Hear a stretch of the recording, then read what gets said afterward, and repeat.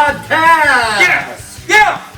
I Yeah! am your host, Eric Creech, and joining me today, now that he's made a funny, Kyle Whitley. Here I am. Yes, he is. I like how you do that intro where it's like joining me today, Mm-hmm. and they're always like super hopeful that there's somebody else, but they're like, no, it's Kyle. It's always Kyle. It's There's always not somebody else yet. We have plans to have people join us in studio now with the coronavirus stuff going around. That might not happen for a while. I feel like my mic's cutting out. Is it? Can you hear me fine in your? I can hear you, but I hear you when like every once in a while you get a little like. Yeah, me too. So I don't know if it's just right now we're recording this live on Facebook, and then we're also doing a recording to put on YouTube for Monday. But so I don't know if it's just the phone kind of hitting the cords there. But I don't know. That's my only guess. So how are you doing, buddy? Good. Doing well. I haven't been sick yet. No fever. They actually like checked my forehead today with this laser pointer thing, and I was 96 point something. So I'm even lower than the average. So Okay. if I'm gonna get a fever, I'm gonna have to work real hard at it. So, fun times. But we're getting started here this week. Like I said, if there's slight hesitation here on the podcast, Eric's working on making sure we're working on Facebook Live. We are. We got the YouTube camera rolling. We're doing all sorts of things. There's so much stuff that whenever I was doing my intro punches, I had to be careful because I almost hit some things. Yes, you did. So, what are we talking about this week? We are talking about. Where's the little thing for the? I think it's on the floor. Let me go pick that up. You talk about what we're talking about. Okay, Eric's leading me. Today, we're talking about one of my favorite movies of all time. It's deserving of that. It's I fully think it deserves one of the greatest movies of all time, at least superhero movies, if you're going to talk that way. We are also joining in on this one because on next Monday, the 30th, will be the 30th anniversary of this movie premiering and coming out in theaters. Amazing thing, Teenage Mutant Ninja Turtles, 1990. That's pretty cool. Because which you want me to hit? Whichever one's mine. Turn me up a Is little that working? I don't doing know. anything? It's not Yes. working in mine. Doing anything? I don't know. I can hear you. There, I can hear me too. Wow, there we go. Cool. You should be really loud right now. I should be. You should. There we go. I can hear everything. Awesome. I can't show you the world, but I can hear it, folks. There we go. But yeah, Teenage Mutant Ninja Turtles. We're here. We are excited to dive into the 1990 film, The Teenage Mutant Ninja Turtles, with today's episode. But before we do that, Yes.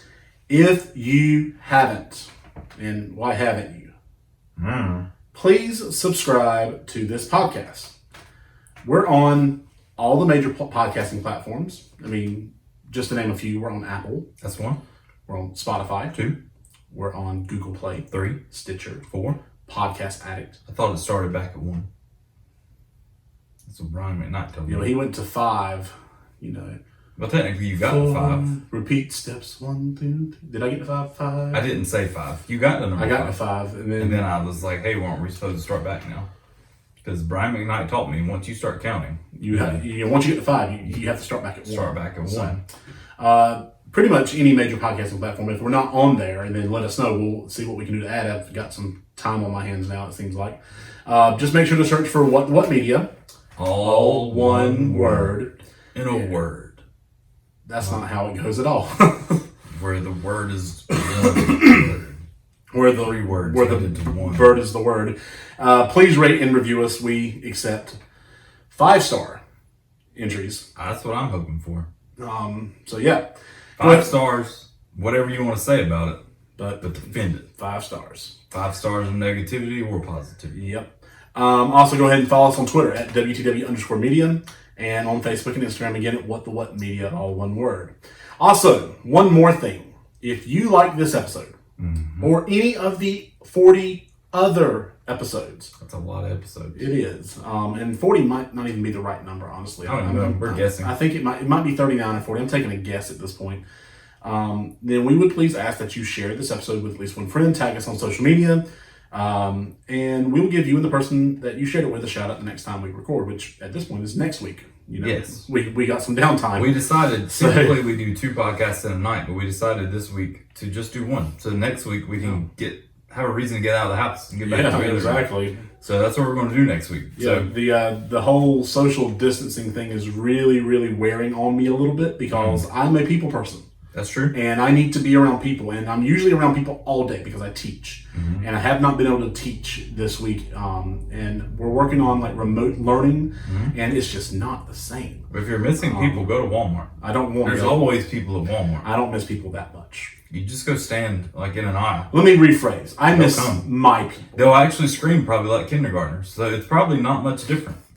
You just can't make them sit down. I miss my people. Oh, that and makes sense. I don't want random people. The people that I get to see every day, co-workers, kids, students, church family. There's a lot of people that I have just missed out on seeing since last week, and you don't realize, until you don't have it anymore, what a great influence and that it has on your life. So yeah, I'm glad that we're getting together this week. I'm glad we're getting together next week, and we can talk about the Teenage Mutant Ninja Turtles today. We're actually moving this episode up a week, which is kind of cool because I like it. So.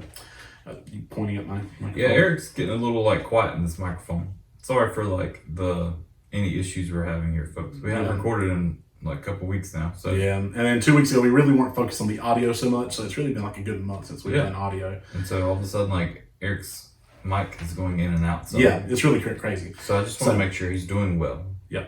So there you go. Okay, there we go. There we go. They can finally hear me. Yep. Finally. On today's episode, Eric's there. Kyle's been talking to himself for the whole time. 7 minutes. On today's episode, we are discussing the Teenage Mutant Ninja Turtles, the 1990 film. If you have not seen this movie, here is a spoiler warning. It is on Netflix. Yes. Go watch it now. Watch it. Come back and listen to this podcast. Definitely worth your time. It was worth my time. I bought Netflix for a month just so I can go back and watch this and a couple of other things. Definitely worth it. So it's worth it. I think so. Yeah. So with that in mind, spoiler warning for 1990, 30 years ago.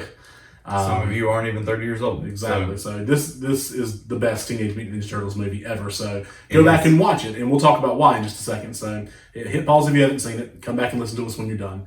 With that in mind, class is Pain 101. Your instructors, Kyle Whitley. I love how I'm two people. Your instructors, Kyle Whitley. Well, no, that's with his left and with his right. No, your instructor is instructors, apostrophe S, showing instructors I like the plural is. version. No, this is singular. Not the failed cell phone company.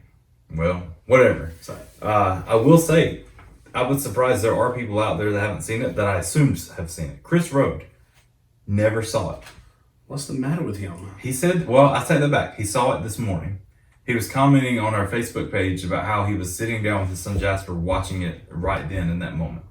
So Jasper even drew us a picture of Ninja Turtles and sent it to me. So we'll have to post that online. Yeah. So it was cool to see that. That is cool. But I would like to hear what Chris thinks about it. But to be honest, I'm a little nervous because if you grew up with it the way we did, it was a huge thing. Versus all of a sudden if you didn't, and watch it 30 years later. I don't know if it's the same for you. Do you care as much about this movie as I do? Well, to be honest, I don't care. I don't care if you care, because I care. That's how much I care about Teenage Mutant Ninja Turtles. So, Eric, you tell me, what's your history with Teenage Mutant Ninja Turtles? This was the first franchise I can remember falling in love with. I remember the day my brother Michael was born. I already had 3 of the Ninja Turtle action figures. I think Playmates had made them. They did? I had Michelangelo, Donatello, Raphael. So you didn't have Leonardo? I did not have the leader, Leonardo. What were they doing? They were going crazy. They didn't have anybody to lead the pack. I know. And the day my brother Michael was born, my aunt took me to Walmart, and I said, I want that one. And she didn't buy it for me because she had already bought it. And I got it as a gift the day he was born. Sneaky lady. So the day Michael was born, my collection to the Teenage Mutant Ninja Turtles was completed. I remember that we actually, once upon a time, you've heard the history of how I didn't really grow up with a cable. Well, early on in my life, like the first 3 or 4 years of my life, we did have satellite, like one of those big dishes in the backyard. So your brother came along and you lost it. Yeah, basically. It's his fault, really. And I believe my parents recorded this off of like HBO or something. And so I didn't even have you have the VHS here on YouTube. Our YouTube audience can see it. As a matter of fact, I'm going to try to reach over and grab it. Go for it. I'm scared of knocking down the turtle though. But so I didn't even have like the actual VHS. We actually recorded it, and that's what I grew up watching, was a recording of this video. There you go. Yeah. Right there. See, that's not some slender Blu-ray, folks. That's a high quality VHS. High quality VHS right there.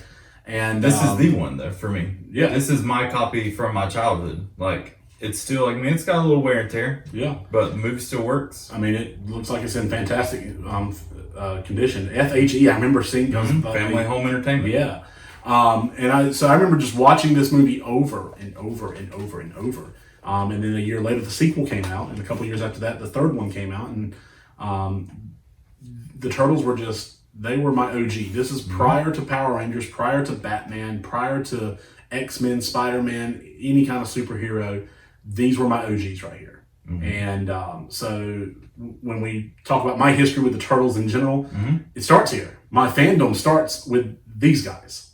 So what about you? I know you've got a long history. So. I do. It's if I was to pick something that people would guess that they know about me, it's that I like coffee and I like Ninja Turtles.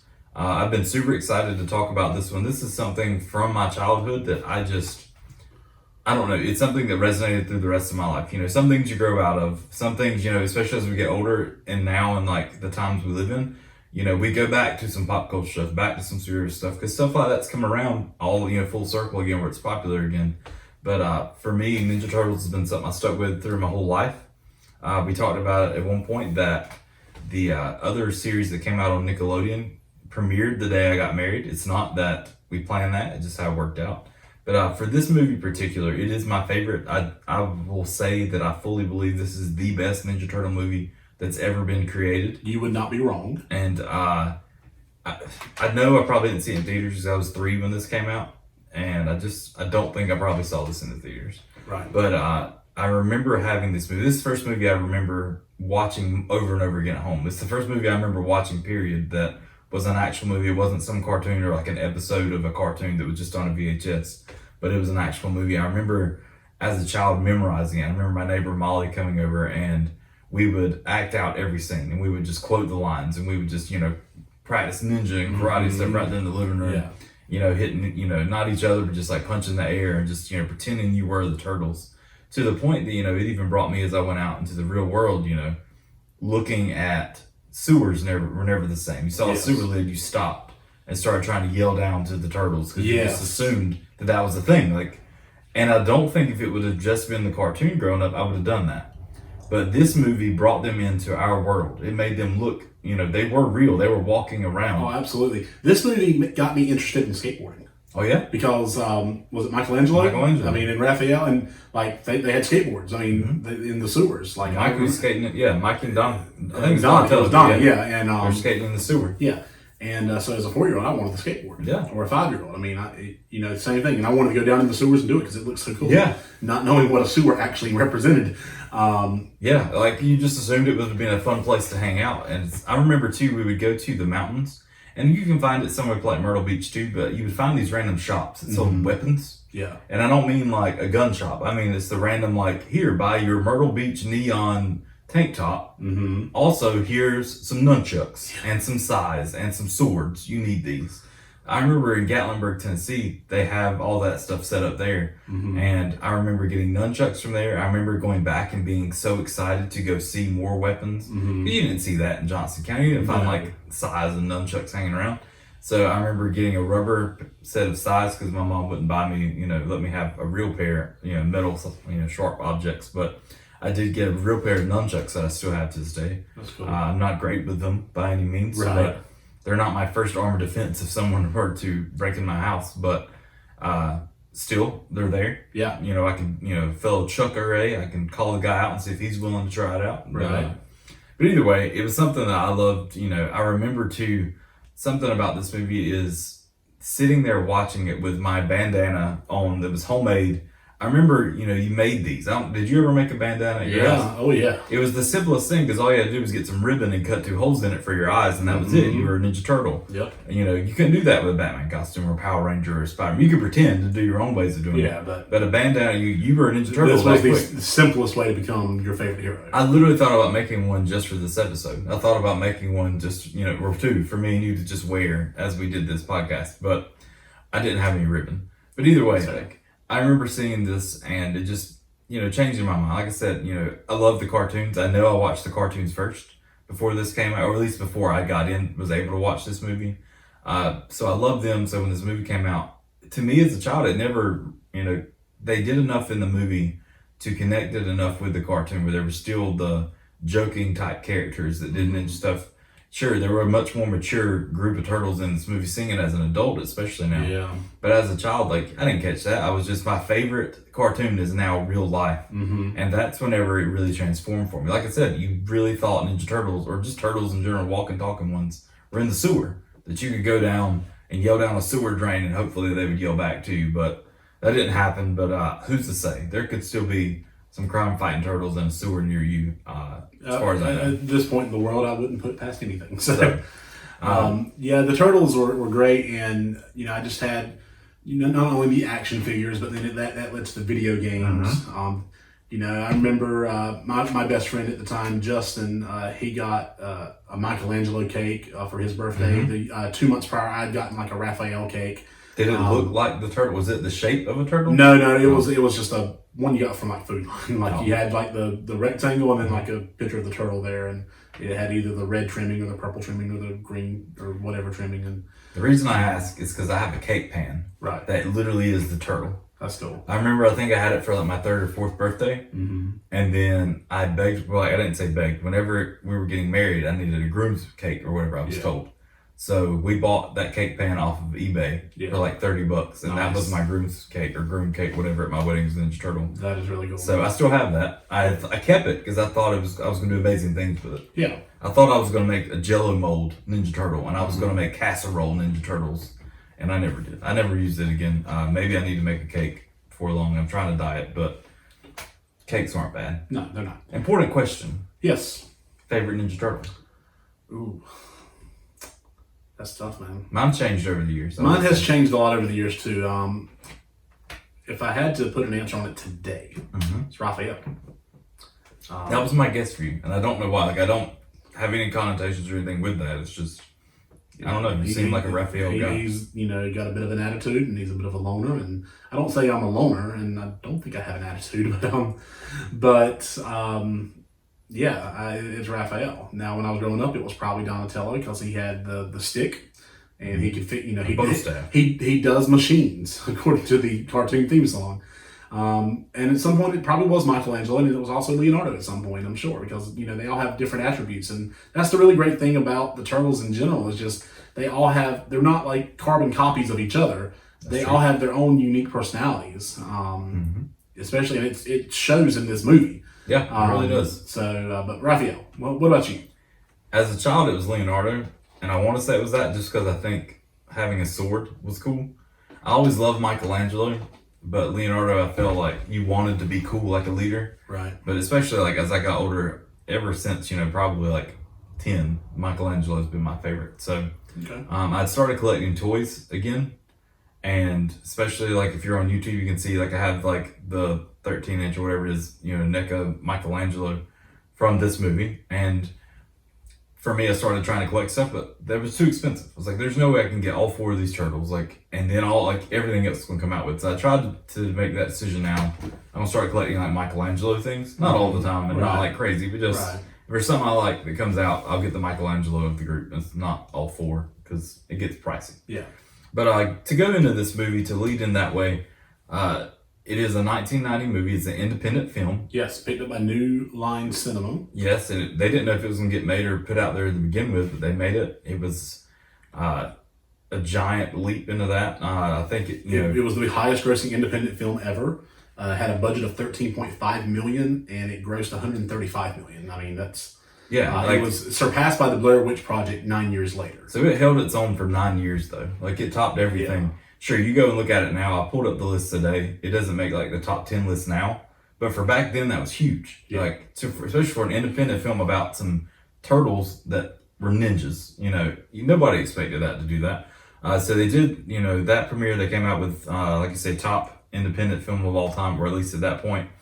But it's the first real life and take on the turtles. Right. It's a lot more themed towards the comic book, which at the time I didn't read the comic book. I have it now, and I've read through a lot of that now. And you see a lot of the stuff in the movie that they took from the comic book and put it in there. But there's such more. If you're not familiar with the comics, it's much more nitty and gritty. Mm-hmm. Or I know nitty is in there, but gritty for sure is in there. Right. It's a little bit darker and everything else. Even in the comics, it was black and white, but they all had red masks instead of colored masks. They ended up making colored masks so kids would buy the toys and they could differentiate the four turtles on the cartoon series and stuff like that. So they took a little bit of that whenever they made this movie. They brought that in there. They brought the surfer dude atmosphere, the pizza loving characteristics of the turtles. They brought that into this movie. But a lot of the dark, because the movie's not super dark in itself, but it is compared to anything else they've ever made. It is. But it's just a great film. They go on, it shows you the story of the turtles. It starts off where it's not a very beginning story. They start off right in the middle of there being turtles. They're starting to go out for their first time ever, into the real world to fight crime. If you're not familiar with the Ninja Turtles, cartoons, they got out there and more in public, but traditionally it was their thing to be ninjas and vanish without a trace and not be seen by humans or anybody else because they didn't think the world would understand them. So Master Splinter tried to keep them hidden, and so that's a big part of this movie. It's a question he asked at the end of there, were you seen? Yes. And then we practiced Art of Ninja. And he's practice harder. Yep. So, are we gonna? Yeah. Do we want to go ahead and talk about the actual plot of the movie? I don't know if we need to do the entire plot. I would just say, maybe hit some high points if we talk about best scenes. Because the same way too, I feel like it's a movie you really kind of need to see. Yeah, I would agree with that. If you don't care about Ninja Turtles, you may not care to hear me talk about it. But That's it's true. Following along. To give you the quick gist of it, it starts off, April O'Neil. She's reporting a crime wave in New York City. The Foot Clan, the Ninja Foot Clan is basically stealing and from companies, residents. I mean, everybody. There's one scene where a woman's watching a TV on the balcony. I don't know how it's plugged up, by the way. She turns around to get something out of her window, and the guy just reaches down and grabs the TV and gone. She turns gone. I mean, and 2 seconds later, he's in the street already running away. It was incredible how they were able to steal all these things without getting caught. And April O'Neil's doing some reporting on it, and she ends up getting knocked out, mugged by the Foot Clan, and the Turtles come to her rescue. And she ends up learning about the Turtles, and because she's shedding light on the Foot Clan, they end up targeting her. She's a reporter that's not afraid to ask the tough questions. Yeah, she's out there, she's pushing it. The sheriff, everybody's trying to tell her, chill out, Miss O'Neil, let's do our jobs. You back off, quit asking this question. You just sit here and look pretty type deal. And she ain't having it. She's gonna go out there, she's gonna ask tough questions. She knows that this Foot Clan's existing. She knows nobody's willing to talk about it. So she keeps pushing it on the air, making this, group of ninjas that are supposed to be quiet, hidden in the thing nobody knows about. She's putting it out there for the public to know, this is these people that are stealing your stuff. It's not some hidden, random group. These people are organized crime taking your junk. Yep. But in the process of getting April back to her apartment, Master Splinter, the Turtles' father figure, who raised them and taught them the art of ninja as they were going. Rat. Yep, he's a giant rat. He's a giant rat. I don't think we've talked about that yet. And he gets kidnapped. They find their lair, their shelter, their home in the sewer ransacked, and they end up staying with April until her apartment gets targeted and catches on fire, and they have to abandon. And they meet an ally along the way, Casey Jones, and they spend a lot of the last part of the film training and looking for. They end up looking for Master Splinter and stuff, and it's like I said, it's really hard to kind of. It is. There's so much things. I was thinking about it today. There's some really good scenes in there that I really don't want to gloss over while I'm using it as part of the plot. So I kind of agree with you. That's your basic information. Sure. The Foot is ran by a guy named Shredder. He actually has a history with Splinter that we learn about later in the movie.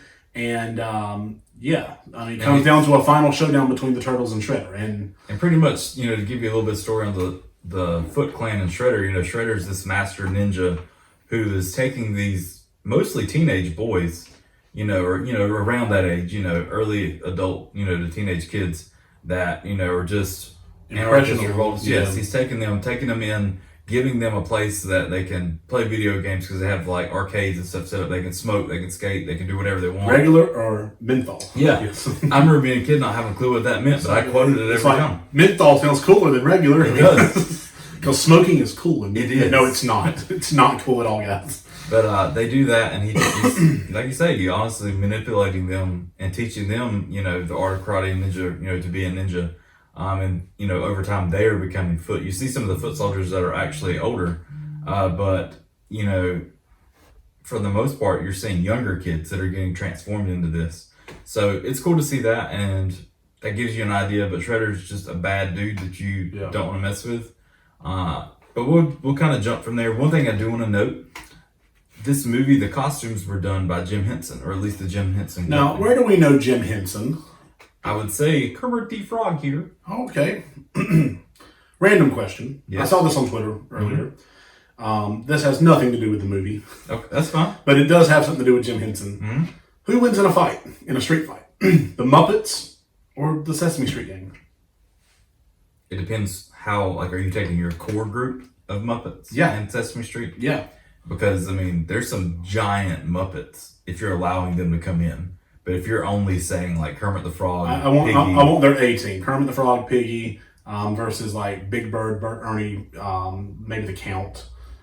Sesame Street takes that hands down. Okay. They're raised on the street. Yeah, that's true. They know about that. I get it. The Kermit, he's a frog. Kermit he's is tough. He Fights alligators, I'm sure. Yeah, he's very versatile. So, and I've seen Miss Piggy in a movie where she went a little nuts. Miss Piggy is a little, she would be like a wild card. I feel like she would take down Big Bird. I will give her that. I feel like Miss Piggy would take down Big Bird because Big Bird's nice.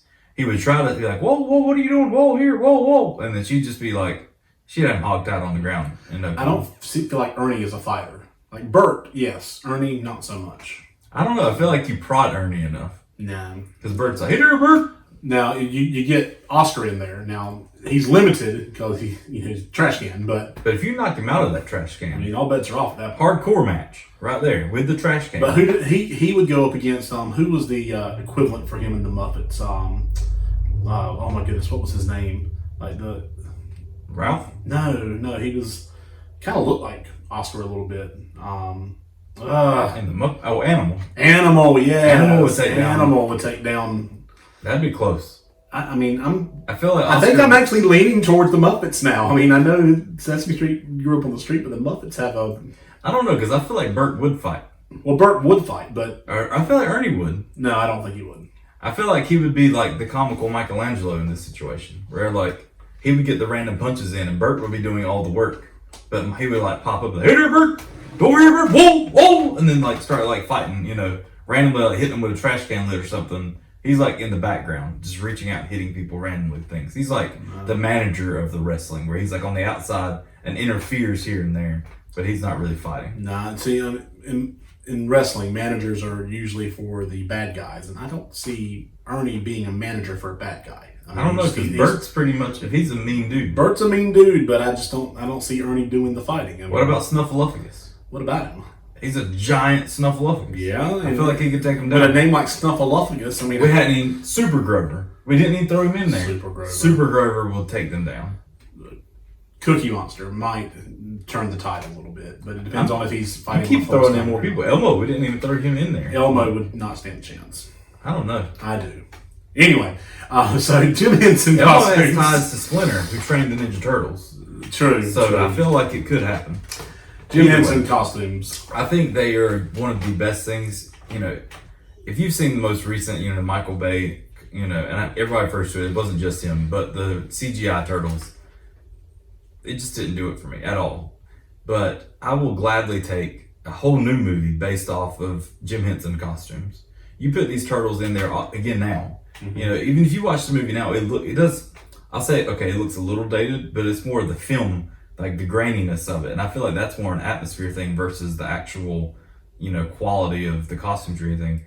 The sad part about this is it's not easy for me to just pull up a picture and be like, oh, we should go and look at these costumes now. Because what they're made out of, they degrade over time. Right. A lot of this was foam and latex stuff, so over the year, it just degraded, or even more than 30 years, it's degraded.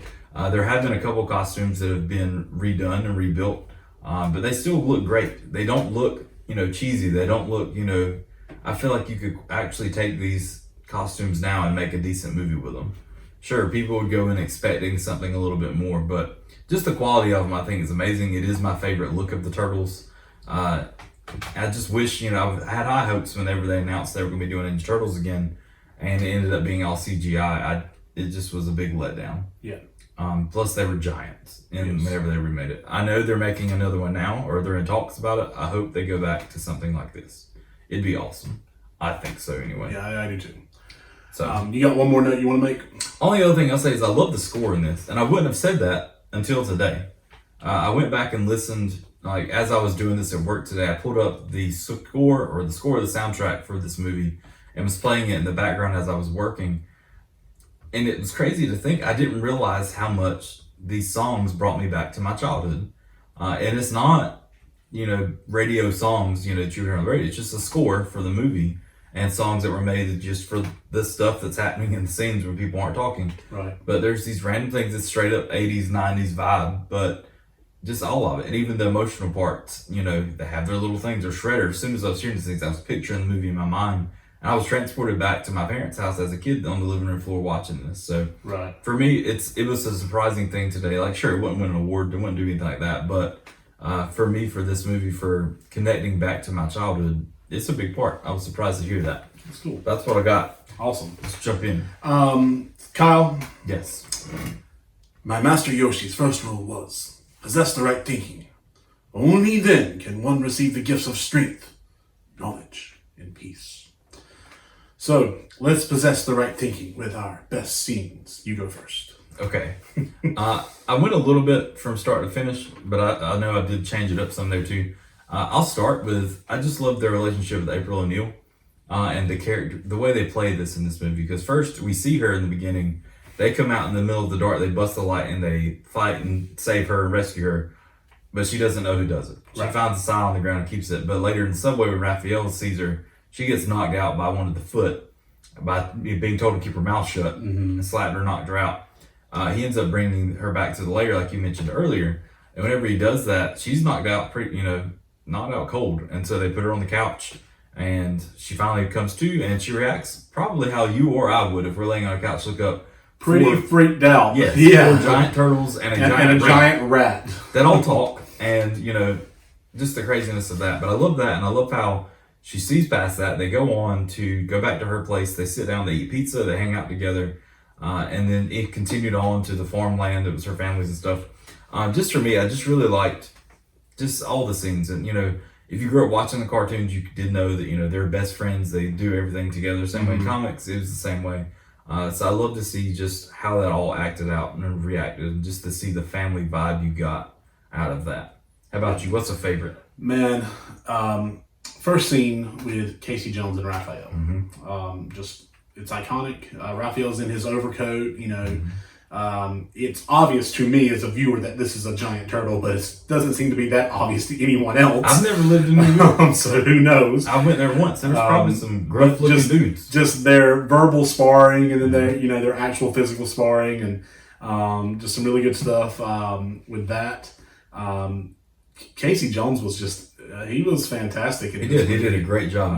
I was a huge fan of his. That was the 5th action figure I got, was Casey Jones with the hockey mask, and so he was fantastic. That was definitely one of my favorite scenes. There's a cool part with that too, is because the same way that April has a relationship with him, Casey Jones and Raph always have this relationship. He gets along with the other turtles and stuff too, but they've always had this like best friend bond where they get on each other's nerves and still like care about each other. But in the comic books, it's the same way. I feel like that was kind of taken heavily whenever they made this movie to put that in there. But even new remakes of the comics, you see that, and in the cartoons too. So that was next on my list, which is fine for you to take away from me. It's okay. I mean, I don't really have. If you want to be completely honest, I don't have a list. I'm doing this from memory. You're doing great. I mean, I did not have the time to actually put together a list of best scenes, but I remember this movie like yesterday. I mean, I didn't see it yesterday. I'm saying, I'll be honest, I didn't watch this movie because I've seen it so many times that it's in my heart, in my mind. But yeah. The next one I love, it goes back to that scene with April was talking a little bit, but they're at her farmhouse. Man, that's definitely in my top. Yes. It's not, I think those scenes might be my favorite especially when she's doing the drawings and then the drawings fade into the actual scene. Yes. Like that is amazing. I think it's from 1990. Yes. Like, it's not something that was just all done on a computer, but just how they made that and made it work. And it's just these random scenes where like Donnie and Casey Jones are working on the truck. Raphael is unconscious in the tub, and Leonardo is just sitting there holding a silent vigil. Just stuff like that is just incredible. I love it too because in the cartoons growing up, you're just used to them joking and being funny all the time. Versus this movie, you're dealing with, first Master Splinter, they don't know if he's dead or not. They know he's not there anymore. They don't know what, if he's still alive or not. Yeah. Their whole home was trashed. Their hideout's been found out by the Foot. They can't go there anymore.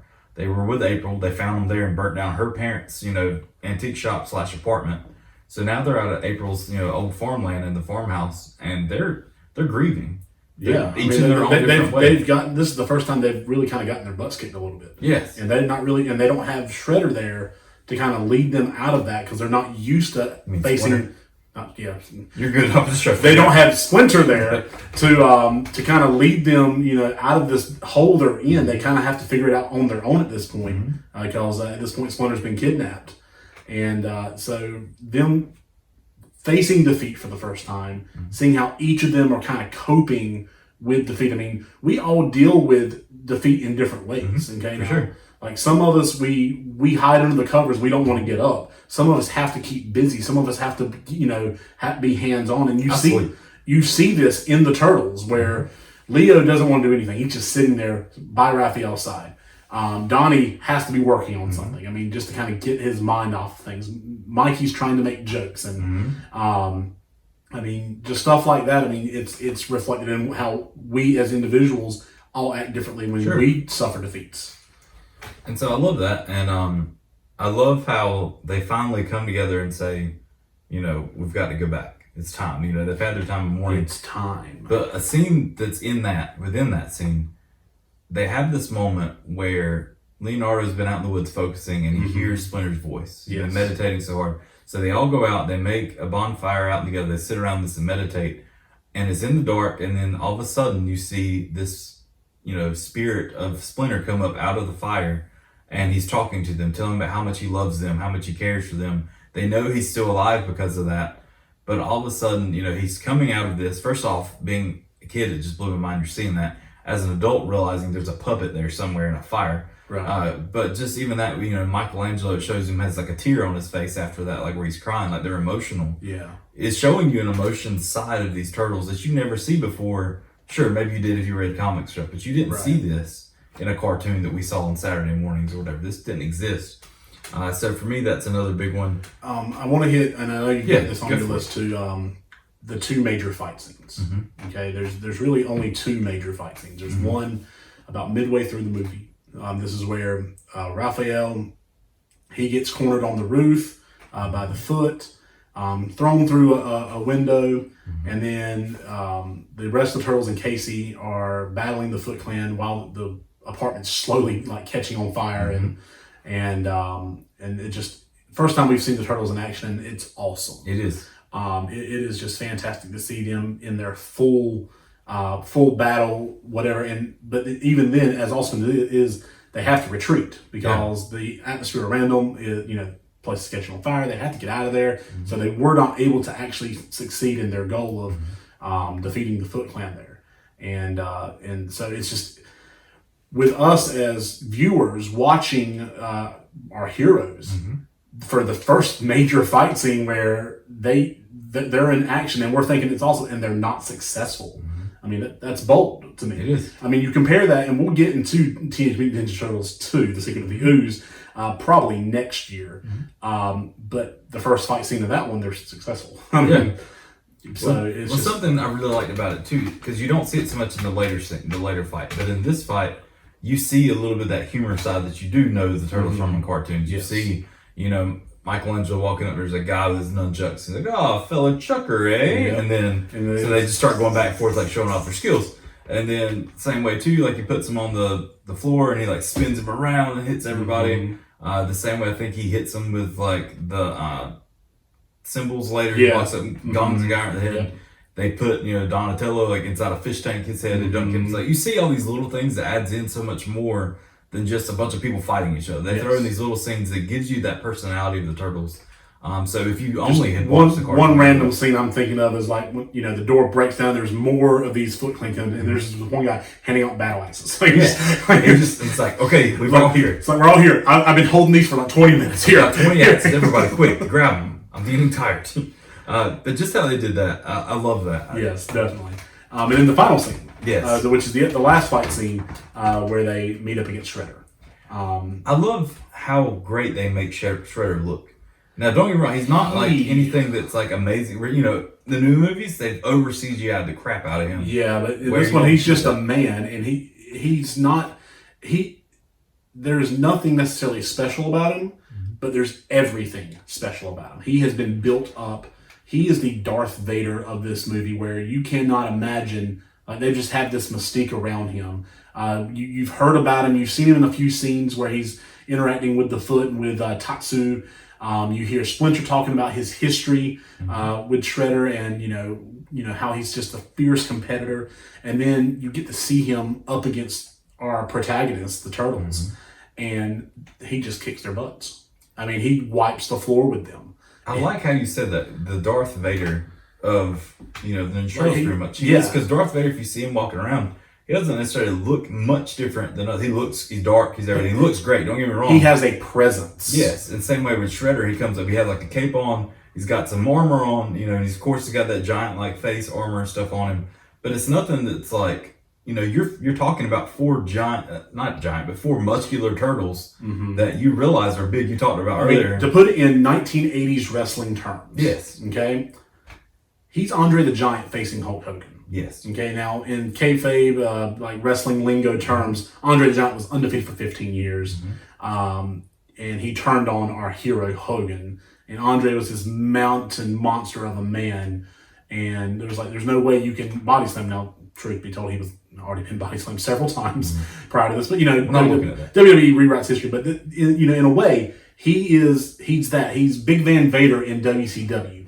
He's the Undertaker or Kane when Kane first. I mean, in wrestling, that's another great one. Kane. He just has this presence. You're thinking, how in the heck are they going to get out of this one? Because he's just got that presence, and he's not a cowardly bad guy. He's just a bad guy who can just really kick a bunch of butt. I mean, that's the truth, though, and I love the fight scene they have with him, because you get each one of them kind of going at him, and him, like, it's a great fight scene to see these turtles going and fighting, and then him, fighting back and forth with them. It's not CGI. I didn't have that back then. You didn't have a bunch of added extras. It's literally just 5 people on a rooftop, 4 versus 1. Later, and the 6th one, yeah. Later 6th one, but for this moment. And he defeats them. He defeats the Turtles. The Turtles do not beat Shredder here. He has Leonardo on the ground with us, I guess it's not a sword, but like, an axe, like a battle axe or whatever. Yeah. Pointed at him. He's literally about to kill him. Yeah. Like he's not hesitant. Shredder's not a person that's like, oh, okay, you lost. Like, no, in this thing, Shredder wants to kill them. Shredder's like, what? I'm kind of sick of y'all. You're kind of ruining stuff for me, so I'm gonna kill you. Yes. So, and then here comes Splinter to save the day. And wow. We won't spoil the ending. But it's just a great scene. I mean, I can't speak highly enough about it. So, that's what we have for best scenes. I did not put in something for best quotes, mainly because I used a lot of the best quotes for my segues. But I've got a few. You got a few, and I've got the list that I picked from of things that I didn't use. To be fair, I pulled some from that list. Yeah, so there we go. List you're using. I saw that just if you remember the ones I mentioned to you earlier, don't mention those. And if I start to say it, just I'll tell me shut up or punch you in the face. And then YouTube will see it. Yeah. Facebook Live will see it. Yep. Did you put God I Love Being a Turtle in there? No, I didn't. Great, because this one really rings true to my childhood. There's a scene where And we kind of missed that. There's another little bit of a scene before they take on the Shredder where they're fighting the Foot out in the streets. You know, it starts in the sewer, but they're back out on the streets at this point. Yeah. But, you know, they're swinging at Michelangelo's head, and all of a sudden you see Michelangelo's head duck down into his shell because he is a turtle. And then he pops back up and says, "God, I love being a turtle," and he yells at the top of his lungs. I remember doing that. I remember being a kid, like pulling my head underneath inside my t-shirt, right, and then popping back out and yelling that out. You know, here's one, and this is from a scene that I didn't mention earlier. There's actually like two really great quotes from the scene. I used one at the end, but this one when he's ordering the pizza from Domino's. But no anchovies. I mean, no anchovies. You put anchovies on this thing, you're in big trouble, okay? And I'd like to think, I know it did for me. I didn't know what anchovies were. All I knew is I didn't want them. I never wanted them. I mean, I wonder if this like killed like the anchovy on pizza business. I mean, because even now they're not that popular. I mean, No. So, did you take on the whole scene of them talking about the pizza dude? Did you use those lines? The wise men. I did. Yeah. Okay. Well, I'll leave that off. Yeah.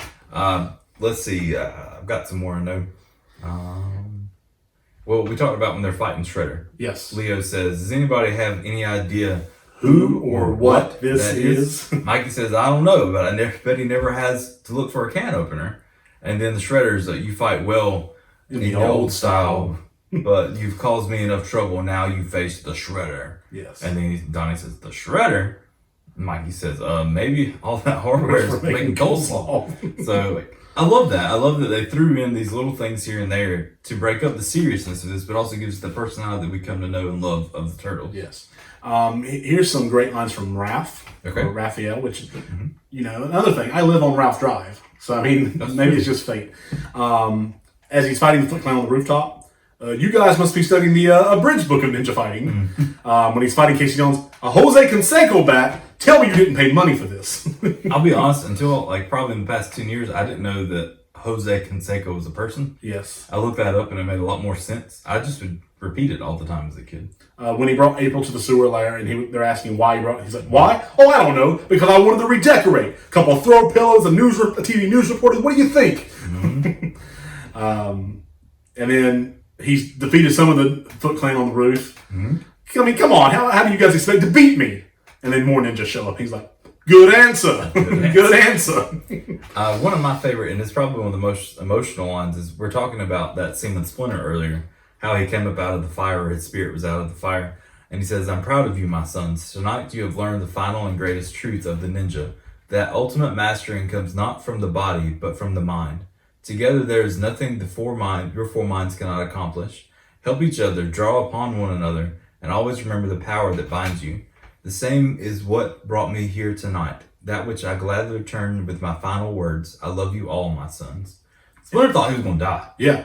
Just saying. Reading that now, Splinter thought he was going to die, and so the Turtles all imagine that he's going to die, but that hits you. Maybe not as much as a kid, but you realize that was a very emotional scene as a kid, and even older watching it now, that really hits you. One of the scenes where Splinter's talking to Shredder while Shredder's on the side of the roof. He says, "Death comes for us all, Urakusaki, but something much worse comes for you, for when you die, it will be." And then Shredder takes a knife, throws it at Splinter, who dodges it, but when he dodges it, he lets go of Shredder. Shredder falls into the trash compactor without honor. And Casey Jones goes, "Whoops!" Whoops! The only other one I had is the conversation you talked earlier about when they're at the farmhouse in the creek.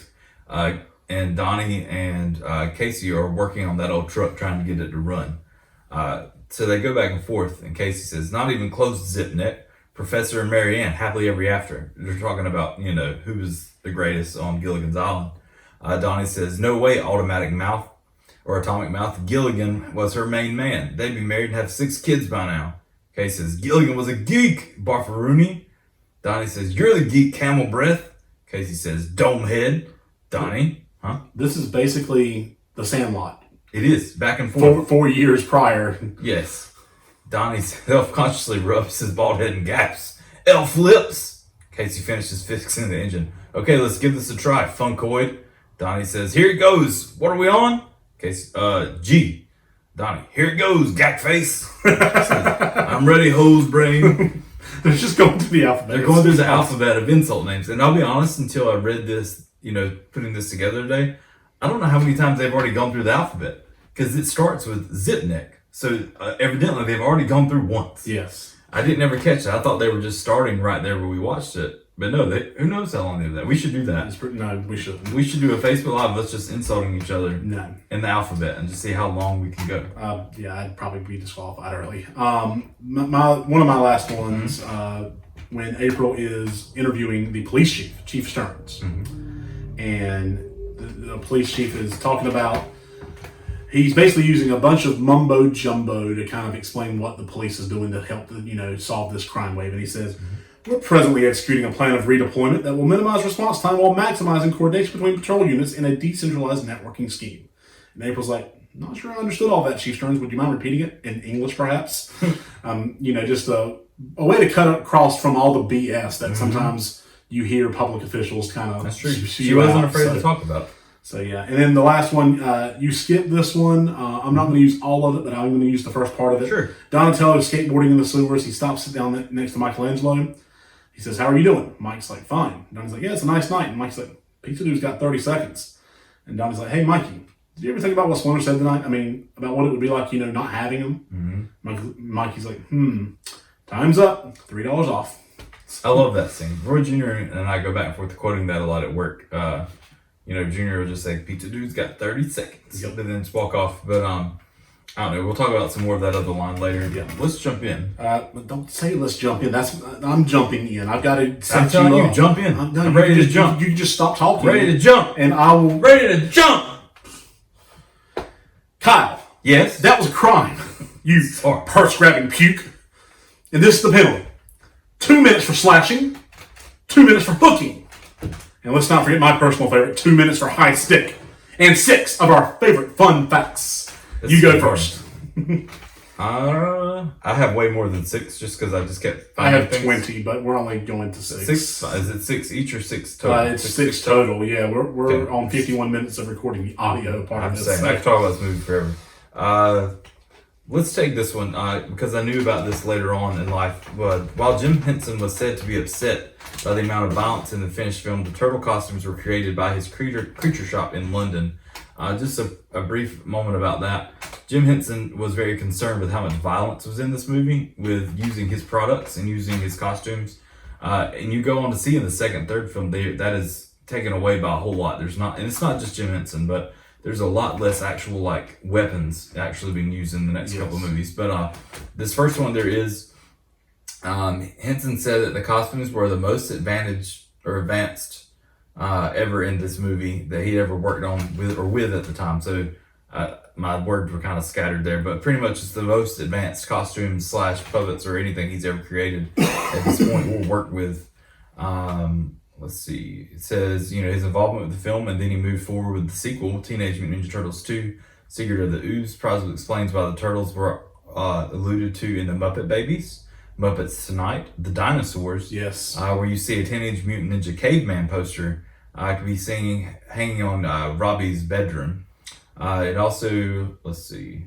I don't know if I'll stop there. Save that one for the next one. That's another one. My number 2. Yes. So while most of the elements of the film came or are adapted from the comics, the Turtles love a pizza. They do. They're multicolored bandanas. April O'Neil being a news reporter instead of a lab assistant to a scientist.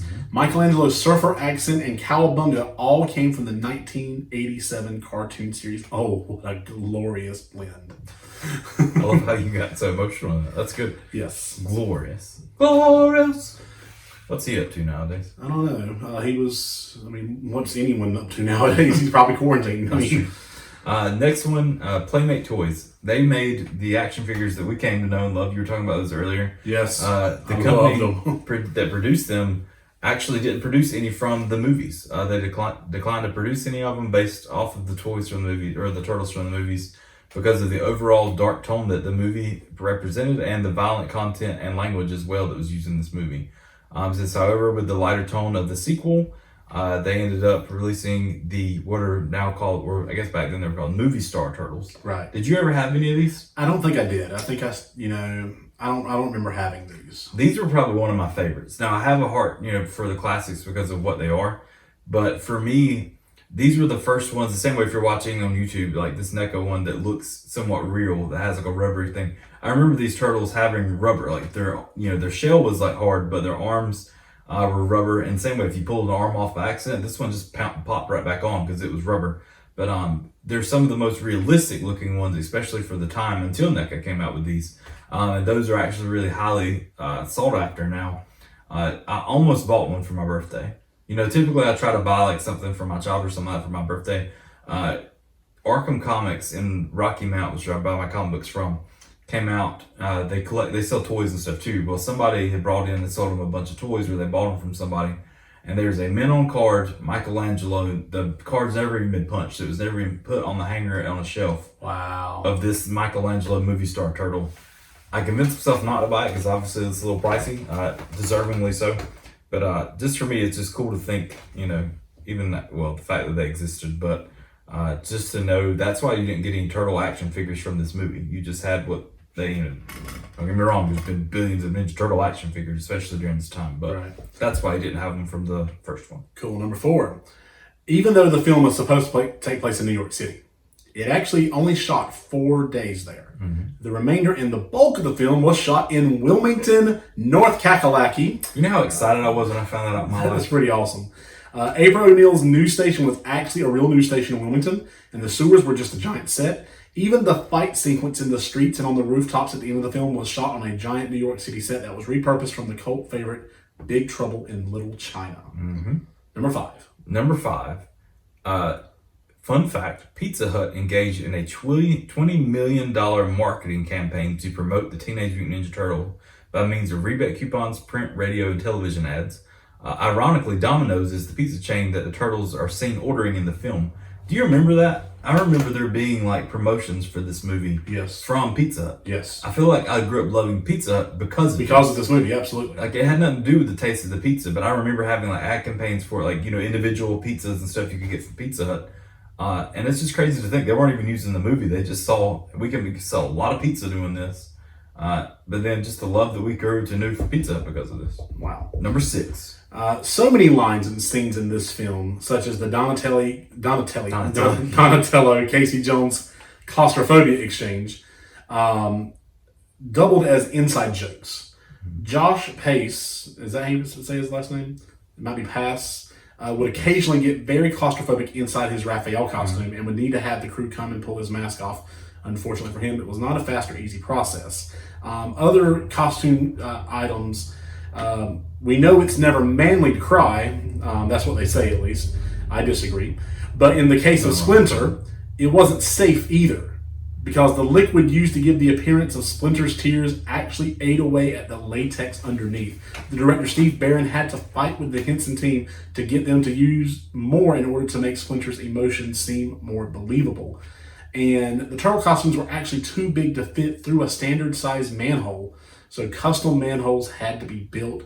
Another problem with the costumes was it was very hard to see out of them due to the fact that the eye holes were just tiny little slits behind the mask, which you can see if you look close enough. And I did. Kyle? Yes? Cricket? Nobody understands cricket. You gotta know what a crumpet is to understand cricket. So let's get to something everyone understands. Our social media shout-outs. I'm working on it.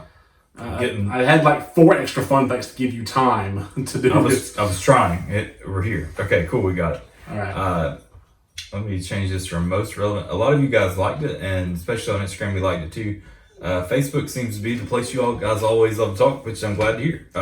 Jonathan Britt, which I'm really excited to hear from, because Jonathan, he likes a lot of our stuff, and I hadn't seen him in a long time, but he really got excited with this one and commented a big long paragraph for us, which is awesome. It says, I love TMNT. I grew up watching the original cartoon, reading the comics, playing the games, had and still have some turtle toys. The first movie they released was amazing, and the second was good, but there was actually a lot of uproar about the first one being too dark and violent. Raph curses some and was spot on in my opinion. Turtle toys were even pulled from the shelves. Heck, even Henson was upset about some of it. So I never understood it. And just an example of how they brought it down for 1 to 2, Leo has his standard 2 katana blades in the first and actually uses them.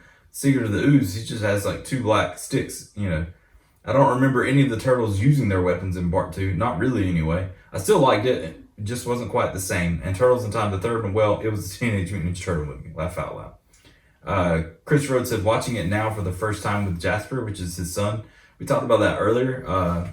Definitely an awesome thing to be able to experience that, to get to share that with your son, but also being the first time you've ever seen it, sharing it with your son. I just think that's awesome experience. You know, I can't wait to hopefully have kids someday and share it with them. Let me go look one other place. Here we go. Kevin Savigny says, I remember loving these movies as a kid. I had a few toys, but I don't remember a lot. I enjoyed renting the video game too. My favorite thing to come from these movies was the turtle pies. They had green shells and pudding radioactive goop. Tasty. I would ride my bike past 3 neighborhoods in Virginia to a local Food Lion to get one. Did you ever have one of those? No. I remember seeing them, but I don't think I ever ate one. Let's see. Kevin also mentioned that his favorite was Leonardo, but he always thought Michelangelo was fun too. And then Hunter Batten, who honestly was the first person I thought about when we started talking about this movie, because Hunter was the first person that I went back to his house probably, I think, in high school at some point. And he had all of his Ninja Turtle stuff displayed on top of his dresser. Mm-hmm. And for me, you know, you had reached an age where you're too cool for toys and stuff, so you kind of had all that put away. And I thought that was awesome, the fact of walking there, all of a sudden there's the sewer and everything else is sitting up there. So he changed my life where I went and do that. He has a Raphael NECA as well, and so he was the first person I knew to get one. But he says, I don't know where to begin. It's nearly perfect and we'll never get a better one. Yeah, I agree. I agree with that. 100%. All right, that all we got? Pretty much. All right. Everybody else, you know, likes and different things, but yeah, cool. Fun times. Thanks for chiming in, folks. Absolutely. All right, friends, a big thank you to Rickie, Liles, and Tim Hutchinson, wonderful, irreplaceable producer and researcher. We hope that you enjoyed this discussion as much as we did, and that you're as pumped for the rest of this journey into 90s nostalgia as we are. I don't have listed what we're doing next week because I'm going to be honest, with the way the world's going now, I don't know if we will be back next week. Who knows? We plan to. We plan to be. We'll have something awesome in store. We'll post it online to get your opinion. Yeah, we'll FaceTime or something if we have to. I mean, we'll figure something out. Mm-hmm. But until next time, wise men say, forgiveness is divine, but never pay full price for late pizza. Stay as cool as the other side of the pillow. We'll see you next week. What? Bye. What?